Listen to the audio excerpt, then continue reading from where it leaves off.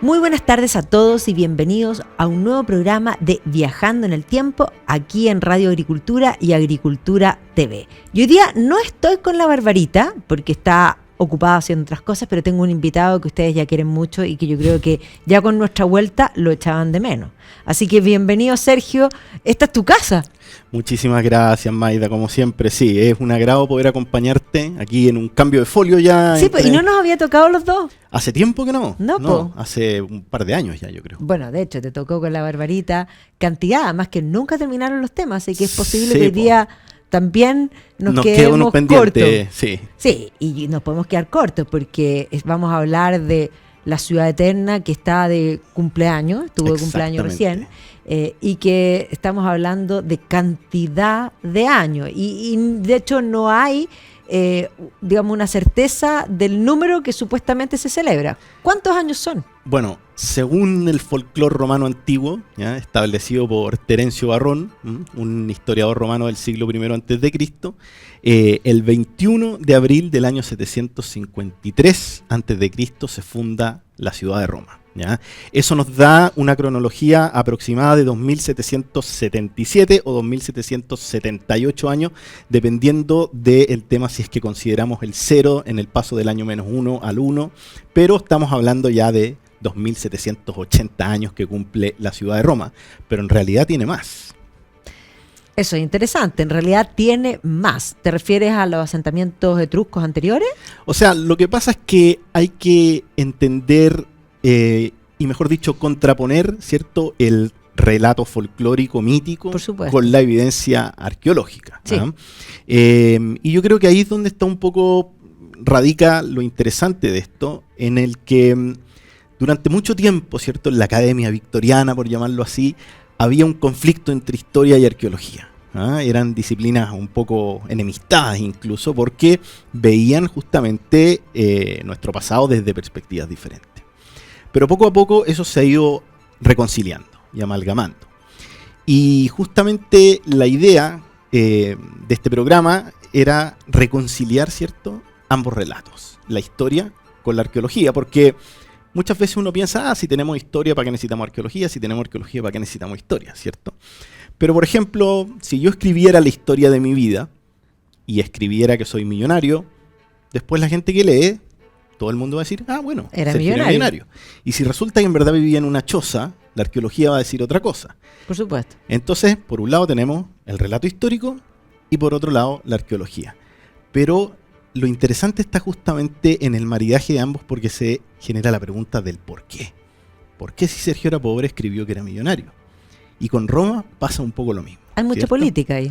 Hay mucha política, hay pensamientos ciertos ideológicos, hay una serie de cosas que van a sentar las bases para que los romanos generen su propio relato, pero la gracia está en buscar justamente dónde están los nexos de eso con el registro arqueológico. No, por eso, o sea, una cosa es el relato, otra cosa es el dato, exacto, digámoslo así. Ahora, en Roma, ciertamente la gente se sorprende porque dicen que uno requiere más de una vida para conocerla. Yo estoy totalmente de acuerdo de eso, porque efectivamente en Roma alguien va a hacer cualquier cosa y se encuentra con cantidad, digamos. Exacto. Y es más, te sorprende porque vas caminando por una ciudad renacentista barroca principalmente, entras por una puerta y de pronto hay una escalera y ves, digamos, y está lleno de eso. La gente se pregunta generalmente por qué las ciudades van quedando debajo. Y yo cuando me ha tocado guiar Roma, yo les digo, no, si es que no es que la tapó el polvo del tiempo, sino que la gente es inteligente, es igual inteligente que hoy día, no porque hoy día tengan iPhone son mejores, y simplemente de pronto para construyen encima. Exacto. Y entonces esto se ve muy claramente en algunas iglesias, donde hay iglesias paleocristianas, iglesias, digamos, cristiana anterior, y después arriba, digamos, la iglesia barroca, que hay 3 niveles y que uno lo puede ver en en muchos lugares en Roma. Justamente, y lo interesante es que, como bien describes tú, esta construcción, digamos, que se va sobreponiendo, podemos justamente excavar más abajo de lo que es la Roma imperial y encontrarnos con la Roma arcaica e incluso ir más allá y encontrarnos con la Roma protohistórica o prehistórica incluso. Y es ahí donde comienza nuestro relato, ¿cierto? En este valle, en este pantano en realidad, que era el Tíber en esa época, en el que están estas 7 colinas, ¿ya? Y que todo esto sucede en realidad en una época sumamente interesante, que es los albores de la Edad de Hierro en Italia, ¿ya? Roma aparece en el mapa, tanto histórica como arqueológicamente, en una época que va saliendo de lo que en arqueología y en historia denominamos la Edad Oscura, así como cuando cae el Imperio Romano. Porque hay pocas fuentes, básicamente. Exacto, porque no hay registro histórico. Ya, pero la oscuridad tiene que ver con eso y no con la falta de cultura de aquellas personas, porque de hecho, cuando, por ejemplo, yo me dedico bastante a la época temprano medieval, que siempre se habla también de Edad Oscura, porque no hay fuente, y cuando uno se encuentra, por ejemplo, con el tesoro de Seton Hoo en el British Museum, y uno ve eso y dice, esta gente era inmensamente sofisticada. Bueno, aquí te podría decir que quizás es la excepción, en el sentido de que cuando colapsa la Edad de Bronce, en la parte oriental del Mediterráneo se mantiene la complejidad porque estaban sentadas las bases. La parte occidental del Mediterráneo, la verdad es que dependía un poco de los nexos comerciales que se habían establecido con las grandes potencias. Y al empezar esta época oscura, ¿cierto? La verdad es que tenemos una regresión a un mundo un poquito más precario y más primitivo. Y todo lo que es por lo menos la península itálica se empieza a reestructurar.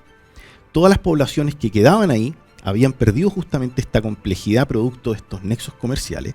Y aparte de eso se generan grandes migraciones en lo que es la Europa templada, lo que conocemos como los pueblos indoeuropeos, y poco a poco estos pueblos que van entrando desde los Alpes a Italia empiezan a conformar una nueva cultura en un sincretismo con estos pueblos que ya estaban ahí, estos pueblos tirrenos, llamémoslo así. Y empieza a florecer una nueva cultura que es la cultura vilanovense, ¿ya? Que lleva su nombre por el pueblito de Vilanova que está al lado de Bolonia. Y poco a poco esta cultura vilanovense empieza a esparcirse por la península itálica y a medida que se empieza a disgregar en cada foco distinto, ¿cierto?, donde se asienta, empieza justamente a generar aristas de variaciones con el paso del tiempo, ¿ya? Y una de esas pequeñas colonias va a ser justamente Roma, ¿ya? Roma se va a fundar en un punto estratégico, o mejor dicho, y esa es la pregunta, ¿se va a fundar o va a crecer orgánicamente? ¿Ya? Probablemente orgánicamente. Exacto. Primero. En antropología hay un término que se llama el cinesismo, ¿ya? Que es cuando varias, digamos, aldeas, habitáculos, pequeñas villas se empiezan justamente a amalgamar y forman ya un centro urbano o protourbano establecido. Y eso va a ser lo que en realidad va a pasar con Roma. Pero, y ahí uno vuelve un poco al relato histórico, eso también significa que en algún minuto estos asentamientos se pusieron de acuerdo, sí, claro, ¿cierto? Y eso se puede traducir o comparar con el relato histórico, ¿cierto? El relato mítico en el cual nos habla de una fundación. O sea, claramente tuvo que haber habido un personaje o un grupo pequeño de personajes que dijeron, ok, organicémonos, hagamos algo y fundemos una ciudad establecida con estos villorios que están aquí, digamos, en esta periferia. Ahora, el mito fundacional, porque la gente simplemente cuando habla de la fundación de Roma y tú ves los posteos en Instagram, todo tenían que ver con Rómulo y Remo, la lupa, en fin. Pero esa historia de estos mellizos abandonados, salvados por una loba feroz, que probablemente algo de verdad puede haber habido, pero de loba más probable que haya sido una prostituta, porque también se dice igual. Si es que hubo algo de verdad, porque generalmente los mitos tienen algo certero y luego lo construyen, pero ese mito tiene mucha verdad, más allá de la historia misma de los mellizos, si fueron ellos los que fundaron. Pero comienza con 2 hermanos y con la pugna entre 2 hermanos y la consecución, así como Caín y Abel, de la muerte de uno, digamos, el asesinato de uno sobre el otro. Por lo tanto, el mito se hace cargo de un germen que tiene Roma, que es la guerra civil, y posteriormente, ya fundada la monarquía, también puesta en duda, digamos los 7 reyes, en fin, vamos a tener el rapto de las Sabinas, es decir, la guerra civil, el pillaje y finalmente el fin de la monarquía, la violación de Lucrecia y podríamos decir el ultraje como parte de la sociedad, males que siguen estando permanentemente sobre la mesa hoy. Exacto. Bueno, la historia de Rómulo y Remo es en realidad uno de varios mitos fundacionales. Sí, claro. Los romanos, y eso es lo interesante, tienen varios, y a medida que el etos romano y la cultura romana va complejizándose, los romanos empiezan a seleccionar. Y a fundirlo. Y a fundir, y a decir, no, en realidad este no está tan... No, es como un poco, ¿cierto?, lo que hacen los concilios después con los evangelios, de decir, bueno, este sí, este no. Sí, por supuesto. Los romanos hacen un poco lo mismo, porque en realidad sus mitos fundacionales van a ser justamente sus evangelios. ¿Ya? Sí, claro. Van a ser los orígenes de lo que no solamente los va a definir en ellos en su origen, sino que lo que los define justamente como pueblo, como etnia, ¿cierto? Y lo que va a definir también su ética, sus valores, sus virtudes. Entonces, esta construcción también es una construcción deliberada, en el sentido de que los romanos van eligiendo ciertos relatos y dicen, ok, este mezclémoslo con este dejémoslo de lado, y así van construyendo justamente este relato. Y podríamos, ya que hiciste la comparación con los evangelios, porque los evangelios también tienen fases, y podríamos decir que ya el siglo IV Eusebio es el que fija todo, que va a ser la era de Augusto la que finalmente fija, y ahí podríamos decir Virgilio va a jugar un rol importante, financiado por el Estado, sin lugar a dudas. Por supuesto, o sea, una propaganda maravillosa. O sea, yo creo que de las propagandas políticas han surgido elementos interesantes. Ese, sin lugar a dudas, yo que me dedico a la leyenda artúrica, también nace como una propaganda política.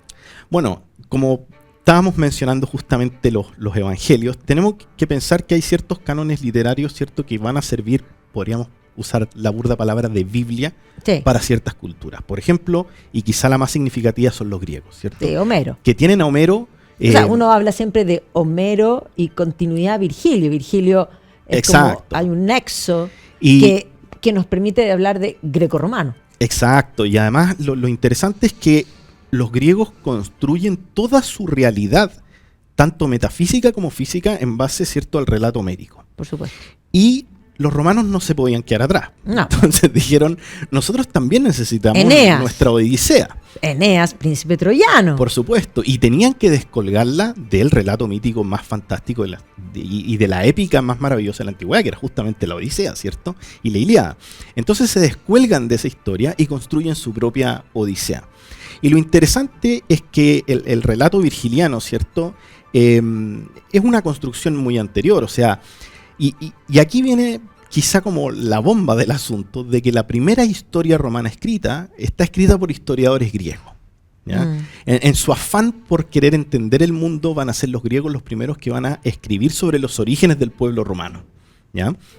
Y el pueblo romano se va a colgar un poco de este relato griego para entender su propio relato fundacional. Y eso es interesante porque no es que los romanos le hayan copiado a los griegos, como siempre se dice, ¿cierto?, burdamente, sino que, más bien dicho, siempre hubo una relación y un sincretismo entre ambas realidades. Pensemos que, por ejemplo, la Roma arqueológica, la Roma arcaica, tiene fundaciones, digamos, restos fundacionales también griegos que datan, sí, claro, del año 850 a.C., incluso antes de la fecha fijada en el relato folclórico. ¿Ya? O sea, sí, no es que Roma le copia a Grecia, sino que Roma siempre fue Grecia en algún sentido. No me cuentes más, vamos a ir a comerciales y volvemos.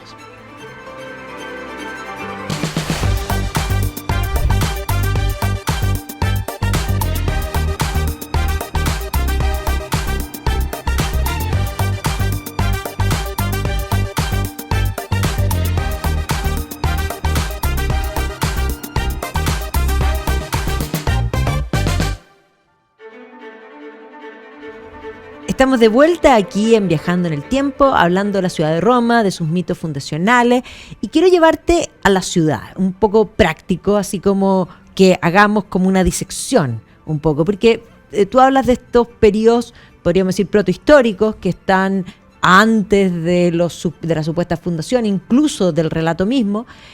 ¿Dónde nos encontramos? Porque Roma, insisto, es imposible conocerla completo y uno siempre tiene que volver. Y cada vez que uno vuelve, la ama más. y mientras más la ama, más quiere volver. O sea, es una adicción. ¿Ya? Yo creo que vivir tampoco sería suficiente. No. Pero, ¿dónde encontramos restos? Vamos así como viendo las capas de Roma y un poco de lo que tú has encontrado, porque cada uno explora Roma y encuentra cosas. Roma te sorprende. Uno va con un plan y terminas con algo diferente. Exacto, un laberinto de sitios arqueológicos. Exacto. Bueno, es interesante pregunta, porque la verdad es que quizá la primera cosa que cabe preguntarse es por qué Roma está donde está, ¿cierto? Sí. Y la verdad es que si uno empieza como a analizar los parámetros, ¿cierto?, geográficos y topográficos, uno dice, chuta, en verdad la ubicación romana, digamos, de la fundación de Roma, es una alineación de planeta, porque responde a varias cosas, ¿cierto? Uh-huh. Responde primero a un tema comercial, ¿ya? O sea, tenemos los pueblos, ¿cierto?, de las montañas, de los Apeninos, tenemos los pueblos de la costa y tenemos el valle transversal, ¿cierto?, de toda la costa del Tirreno. Y Roma se ubica desde un punto de vista, ¿cierto?, más macro, en un lugar donde se cruza todo este valle transversal con el mundo de la montaña y el mundo del mar.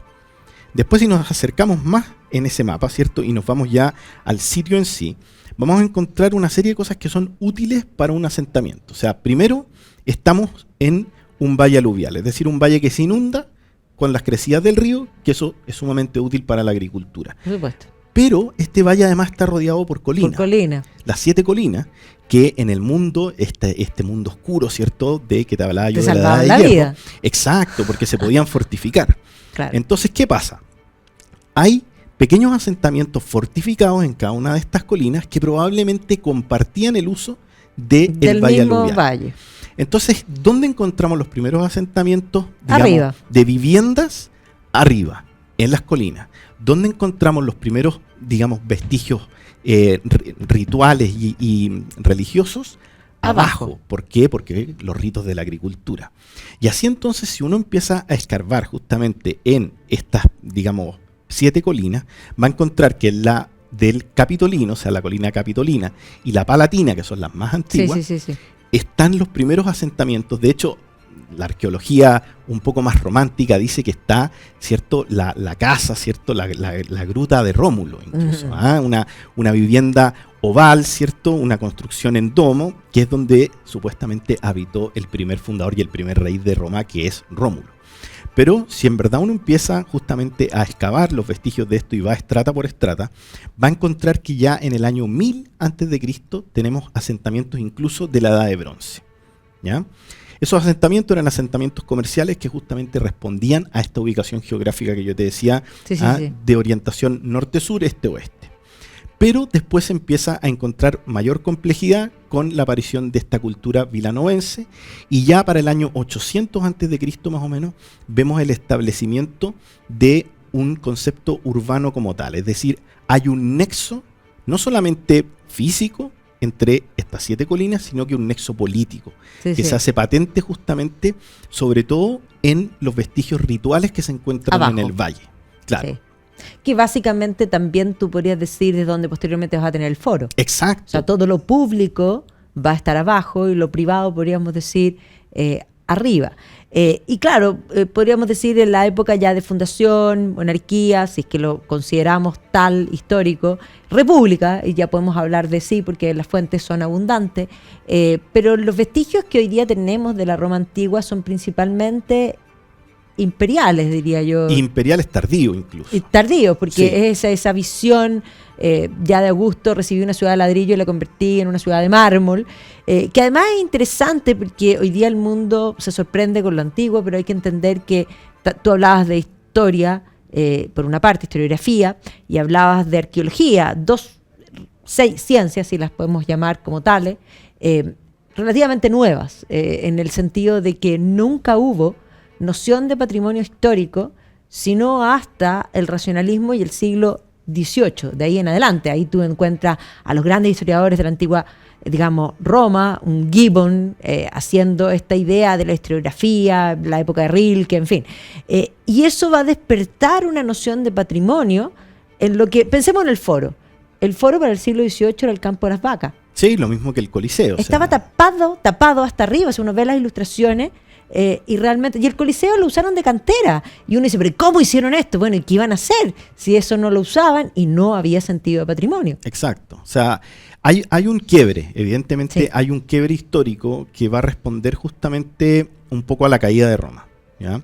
Y se genera el mismo paralelo con la fundación, que eso es lo interesante. O sea, Roma tiene que renacer de alguna manera de las cenizas del colapso de la Edad de Bronce, y la Roma, ¿cierto?, de la Edad Media tardía tiene que renacer de las cenizas de lo que fue la Roma imperial. O sea, podríamos decir, tenemos una Roma, Roma imperial, luego el cristianismo, una Roma cristiana, las iglesias, las peregrinaciones, básicamente el dotar de campaniles románicos a lo que habían sido los templos romanos primero, y generar estos charquicanes que son a veces complejos y que probablemente se ven muy bien, digamos, en algunas de las iglesias que se mantienen.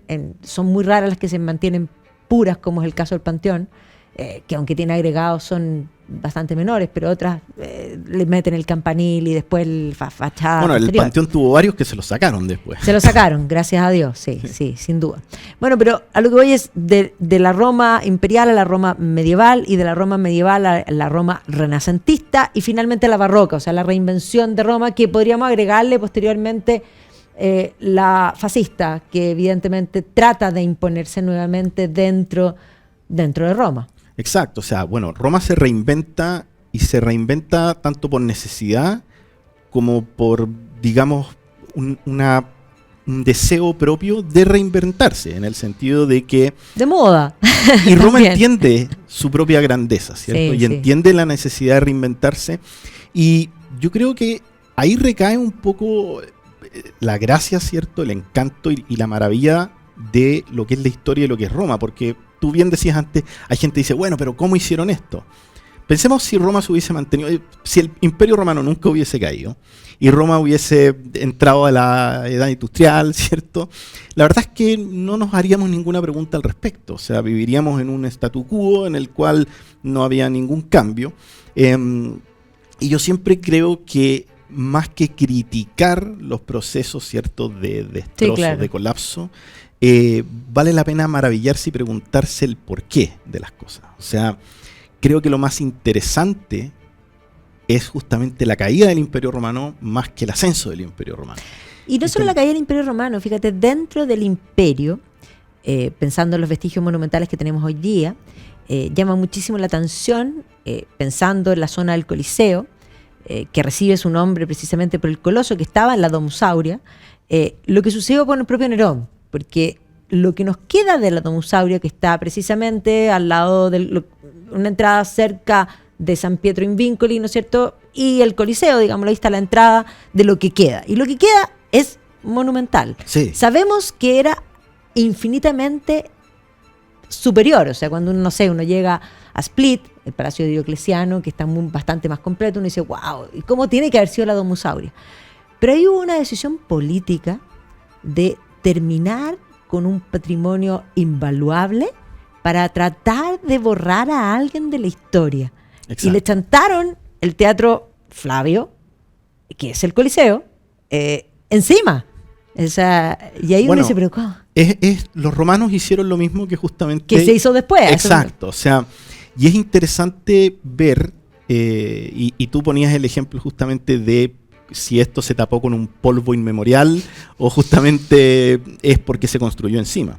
Y el caso de la Domus Aurea es notable, porque justamente eso es lo que sucedió. O sea, en el gran emplazamiento de esta piscina olímpica que había construido Nerón, ¿cierto?, se va a sentar el anfiteatro Flavio, sí, el Coliseo.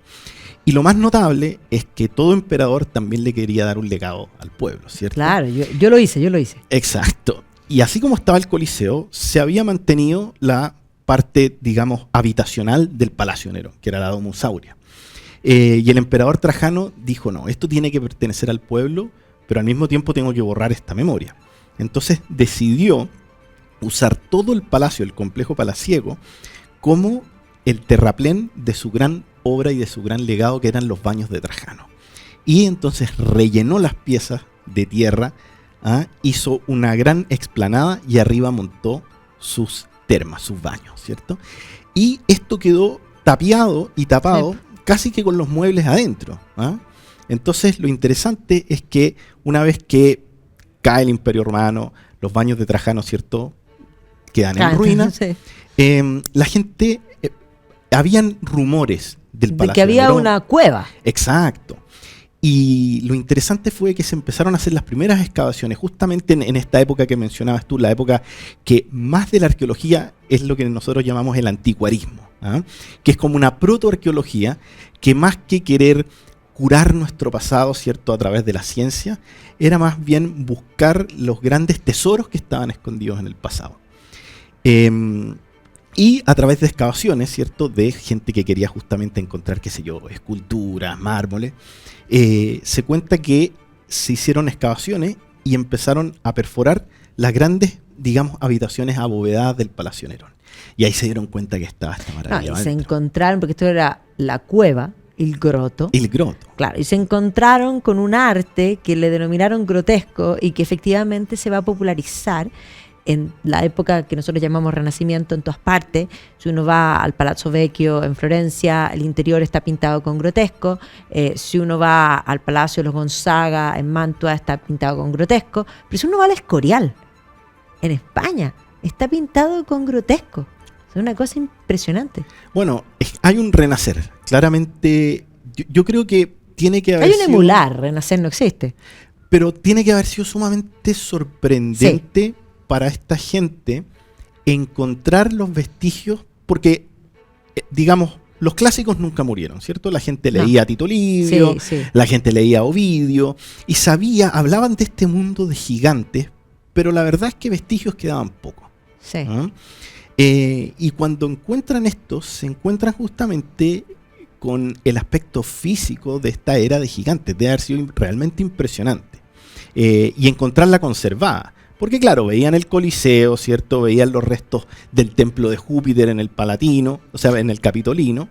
Pero el foro estaba tapado y a nadie le importaba. Exacto. Y llevaban a las vacas a pastar y durante la época medieval temprana construyeron sus casas y en fin. Es más, lo que uno ve en el Teatro de Marcello, por ejemplo, que efectivamente uno ve el Coliseo, que hoy día está el esqueleto, ¿sí?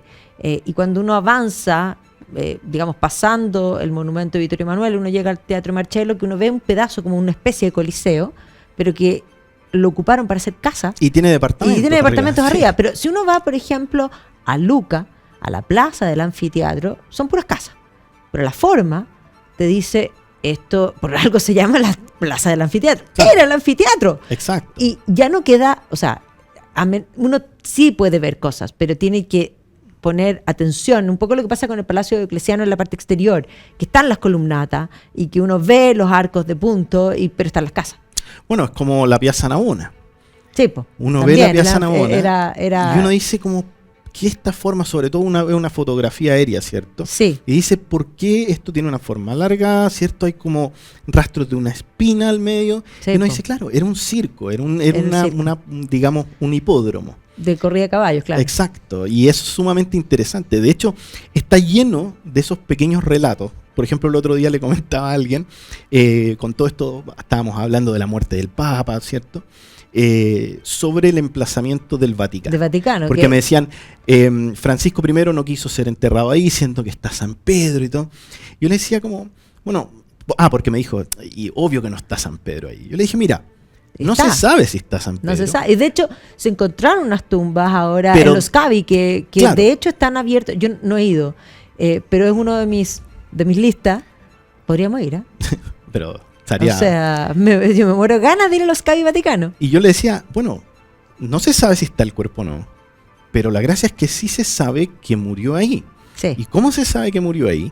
Porque justamente en esta zona del Vaticano, ¿cierto? La colina vaticana, era donde estaba el circo primero de Calígula, que después pasó a ser el circo de Nerón.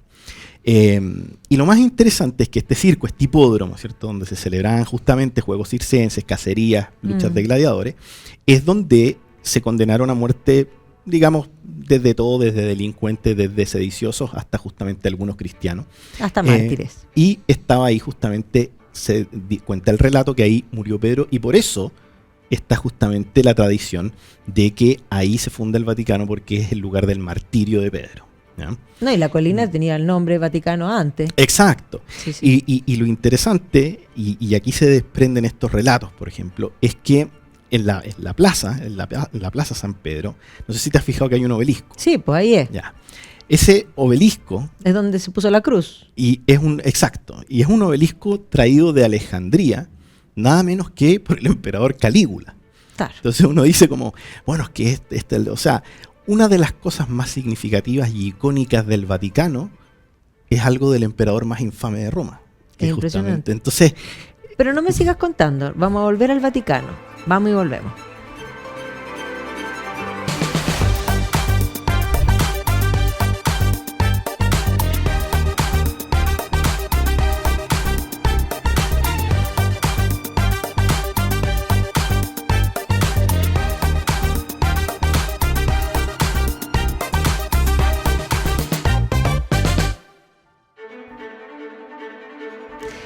Y estamos de vuelta aquí en Viajando en el Tiempo y estamos en el Vaticano. Me estabas hablando de precisamente el obelisco traído por Calígula. de Calígula. Qué impresionante. El obelisco papal de Calígula. Sí. No, y ahí además hay que decir, porque claro, hoy día uno ve el Vaticano, una basílica muy posterior.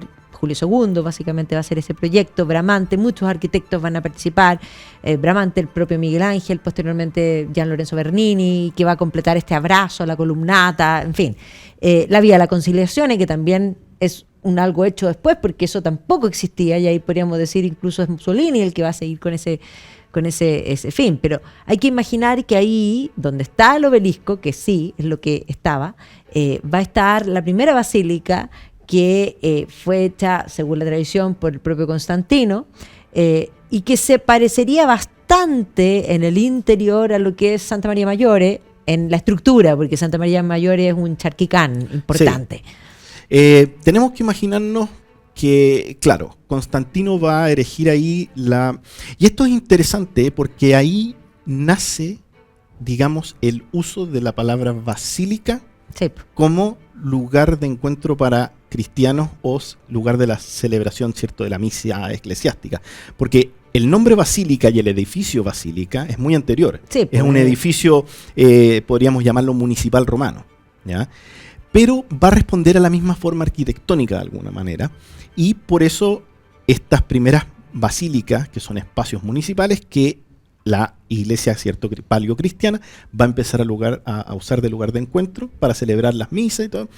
Y de ahí viene, cierto, el uso. Pero esta basílica, esta primera basílica cristiana, cierto, como bien dices tú, fundada por Constantino, erigida por Constantino el Grande, era realmente espectacular. O sea, tiene que ser espectacular, una base además, podemos decir en triangular, con una columnata interior, arco de punto. Exacto, o sea, era, digamos que el germen de lo que después vamos a entender como la arquitectura y la estética románica. Sí, por supuesto.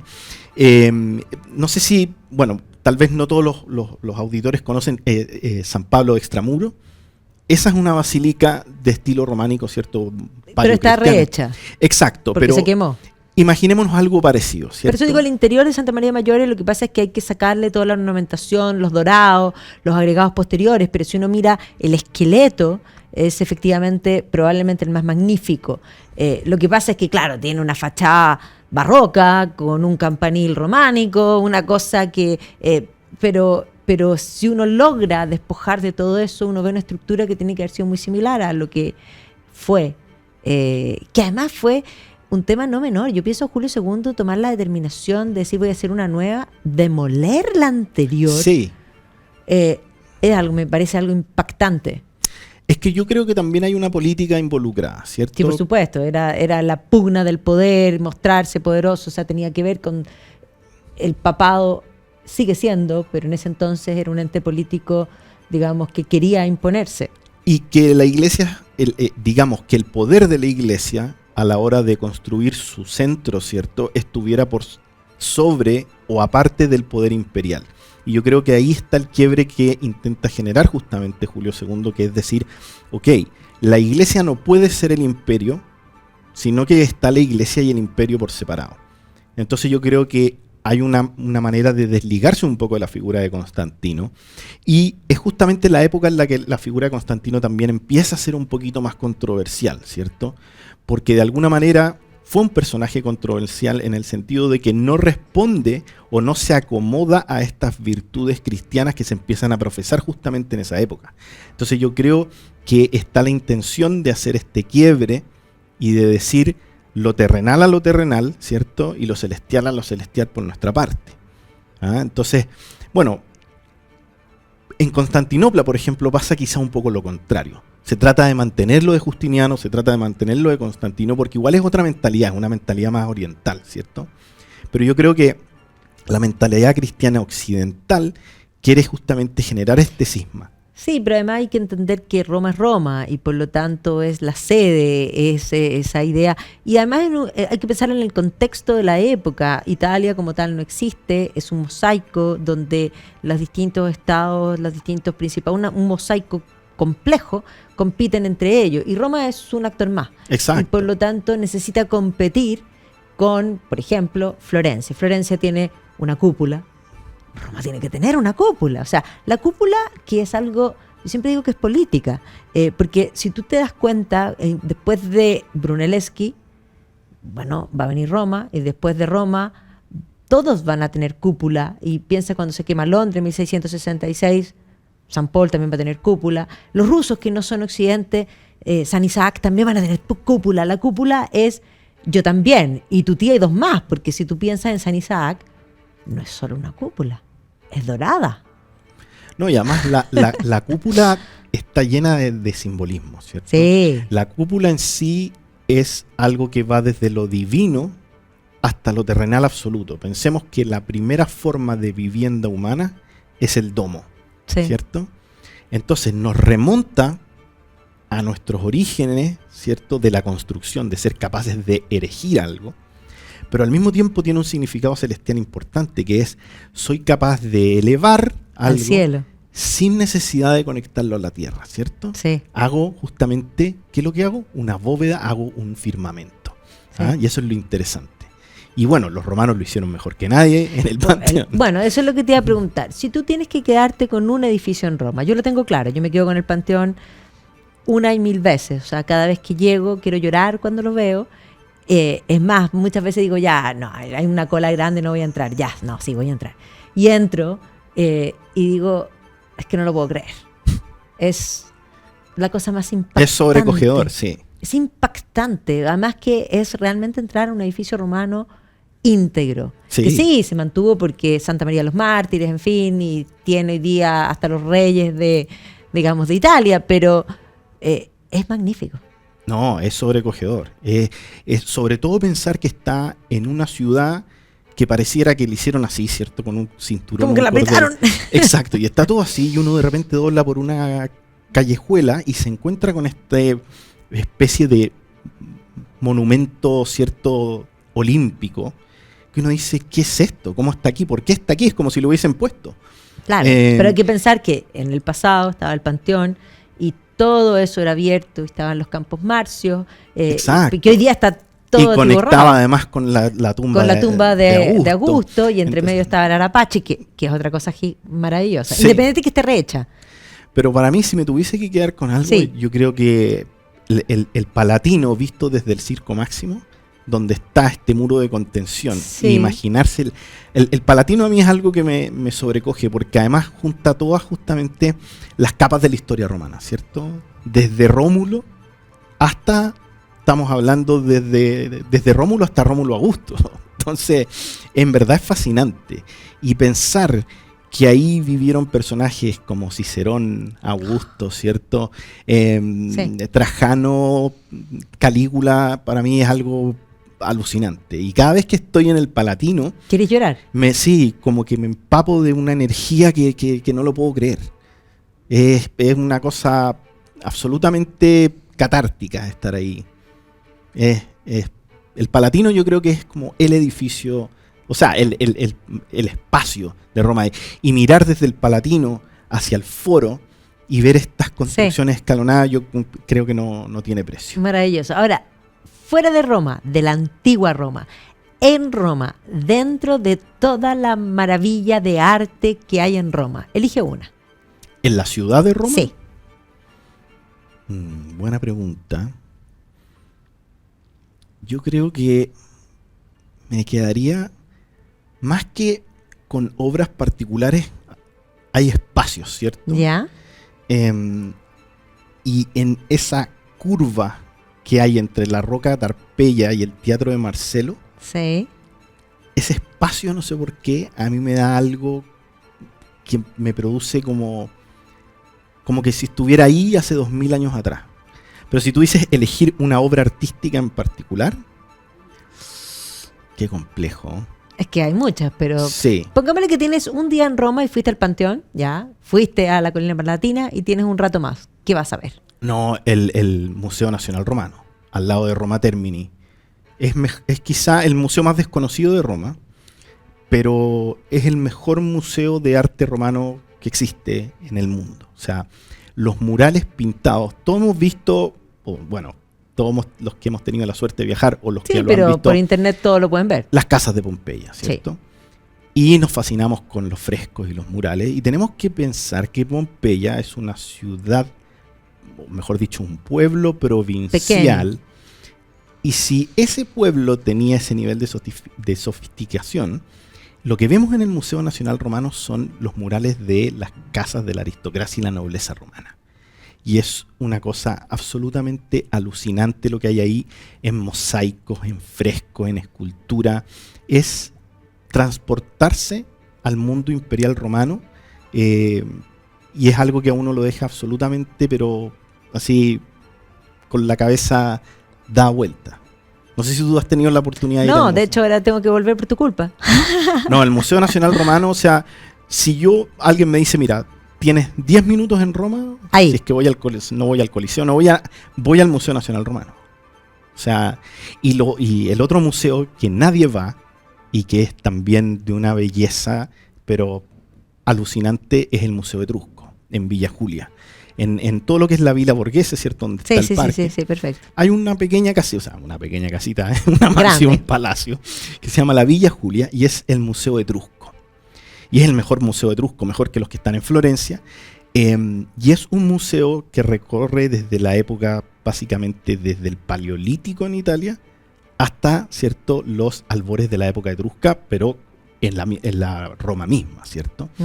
Y tiene tumbas etruscas adentro con los frescos, tiene una cantidad de material arqueológico pero alucinante, y está además están estas tumbas etruscas, ¿cierto? El sarcófago de los amantes. Sí, sí, sí. Entonces es un museo alucinante, alucinante. Y de las obras posteriores, pensemos Renacimiento Barroco. Complejo, porque esa es la Roma que yo trato de evitar cuando voy, ¿cierto? Buscando justamente Yo lo que está también, debajo. yo también generalmente la evitaba, pero creo que hay ciertas joyas en algunas iglesias puntuales que son que obligan a ir. Ahora, mi entrada en esas iglesias que son barrocas, a mí el barroco no es lo mío, es rápido, directo a lo que voy. ¿Ya? Por mí Santa Teresa de Bernini es probablemente una cosa que es que Bernini es impactante. Sí, o sea, bueno, estaré, por ejemplo, en la Piazza Navona, Sí, tomándose la un fuente- café. No, por supuesto, pero dentro de los museos yo creo que el mejor Bernini está en, digamos, la Santa Teresa por una parte y el Raptor vs. Espina. Sí, bueno, claro. Eso es una cosa que uno dice, no lo puedo creer. Bueno, y eso es un poco la gracia de Roma, ver cómo estos artistas entienden justamente este nexo imperial, algo conectado, ¿cierto?, con las deidades del Olimpo, y son capaces de generar un poco este ambiente, esta puesta en escena, porque eso es lo que es Roma al final, es una Sí. puesta en escena, ¿cierto? Y Bernini yo creo que lo entiende muy bien, Muy bien. en el sentido de que es capaz no de reconstruir y de reinventar, sino que para mí lo que hace Bernini con Roma es como estos libros de niños que te muestran un paisaje y le va poniendo stickers encima de acuerdo a lo que él cree. Bernini arma un relato Sí. histórico, ¿cierto?, y folclórico con sus construcciones a lo largo de Roma, y eso lo encuentro fascinante. Como el tipo va diciendo, aquí tengo que poner esto, pero no porque se me ocurrió, sino que porque va a haber un nexo, va a haber un relato, una conjunción espacio temporal, ¿cierto? Entre lo que la gente está viendo acá, lo que yo voy a poner y lo que va a contar esto a la larga. Y va a entender que como él está viendo en su época eso, en 200 años más, ¿cierto? En 300 años más y en, ¿por qué no decirlo? 2000 años más quizás. Es un estadista. Exacto, la gente va a entender ese mismo concepto. No, maravilloso. No, la verdad es que hay que volver a Roma. En algún momento, Sergio, tenemos que hacer un Roma juntos. Sí, de todas maneras. De todas maneras, Roma y alrededores, porque yo creo que nosotros hicimos un viaje de 10 días a Roma y los alrededores, pero yo creo que hoy día yo agregaría Ostia Antica. Nosotros agregamos la Villa Adriana, que es una maravilla, en Tivoli. Ya agregamos algunos otros lugares, pero Roma misma, y también dedicamos mucho a todas las familias, porque Roma hay que comprenderla como, claro, es la sede del papado, pero el papado es electo. Ahora lo tenemos muy claro porque efectivamente ahora viene el cónclave y será el Espíritu Santo el que se manifieste, pero se va a elegir a un alguien. Y por lo tanto las familias importantes de Roma peleaban por tener a un papa, y por lo tanto esa disputa terrenal se manifiesta en el patrimonio de Roma. Entonces efectivamente los Panfili, los Aldobrandino, en fin, los Borghese, en fin, cada uno tenían o mostraban la abundancia para lograr el poder político y temporal, bueno, temporal y espiritual. Y no solamente de esa época, piensa tú que uno sale un poco a las afueras de Roma, por ejemplo en la Vía Latina o en la Vía Apia, sí, y se va a encontrar también con las mansiones de grandes familias, ¿cierto? De la época romana. Nosotros tuvimos los Aldobrandino, una que está en Frascati, Ya. Una cosa maravillosa. Pero ya, volveremos a hablar de Roma, Sí. Te vamos a volver a invitar, porque aunque no lo creas, se nos acabó el tiempo. Oye, y hablando de Constantino, que lo Sí, mencionamos, pues, ¿cierto? tú tienes una charla ahora pronto, más que una charla, un curso de 2 curso, sesiones sí. En Zoom, así que todas las personas interesadas me escriben a mí, magdalena@redcultural.cl, se va a dictar por Zoom. Si usted no puede por el horario, no se preocupe, después le llega el video. Sí, ahí estaba por ahí el póster, no sé si lo tienen, pero es justamente un curso en 2 sesiones sobre la vida y obra de Constantino. Porque más allá del clásico relato, ¿cierto?, de su conversión al cristianismo, la historia de este hombre es una épica, pero el mío Cid es un niño en pañales al lado de Constantino. O sea, no se pierdan el relato, además contado por Sergio, ya se lo pueden imaginar. Me parece un imperdible, así que quedan todos invitados a Constantino. ¿Cuándo es? Es los días martes de mayo, el día 13 y 20 de mayo, vía Zoom a las 19:30 horas. Y para inscribirse en redcultural.cl, red-cultural.cl. Se pueden escribir directo en la página web o me escriben a mí, magdalena@redcultural.cl, y yo los anoto y quedan ahí en la lista para que disfruten con Sergio de esta magnífica historia.